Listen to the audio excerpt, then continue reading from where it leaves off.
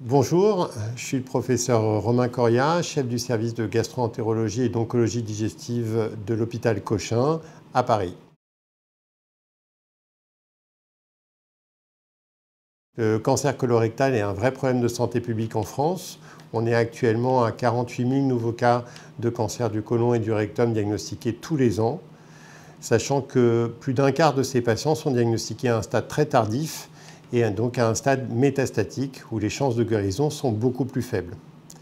Pour cette raison, il y a une campagne de dépistage qui est faite au niveau national qui permet d'identifier les patients qui sont plus à risque de développer un cancer colorectal. Cette campagne de dépistage est dédiée à tous les hommes, femmes, asymptomatiques de 50 à 74 ans, sans facteur de prédisposition particulière. Ces patients sont asymptomatiques et sont donc invités par la Sécurité sociale à réaliser des tests tous les 2 ans de recherche de sang dans les selles.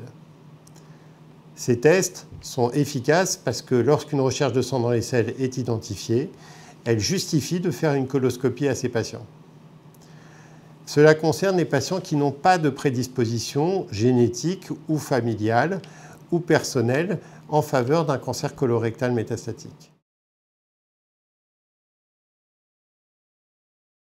Il existe des patients qui en effet ont un surrisque de cancer du côlon et du rectum et ces patients-là doivent être dépistés de façon beaucoup plus rapprochée et de façon systématique par coloscopie.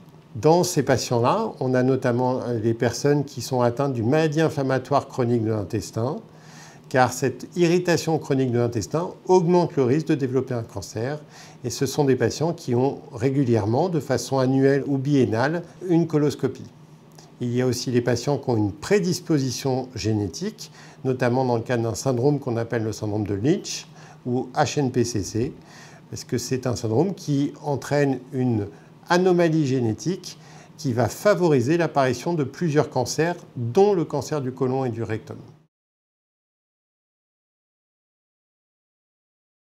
Lorsque les patients réalisent un test dans le cadre d'un dépistage généralisé par une recherche de sang dans les selles, c'est-à-dire toutes les personnes asymptomatiques sans prédisposition de 50 à 74 ans, hommes ou femmes, le test peut se révéler positif. Si le test se révèle positif, il est indiqué de réaliser une coloscopie de façon systématique dans de bonnes conditions avec une bonne préparation. Il n'y a pas de seuil prédéfini en termes de positivité du test. Il faut qu'un des prélèvements, il y a 3 prélèvements réalisés dans le test, un des prélèvements soit positif pour justifier d'une coloscopie chez le patient.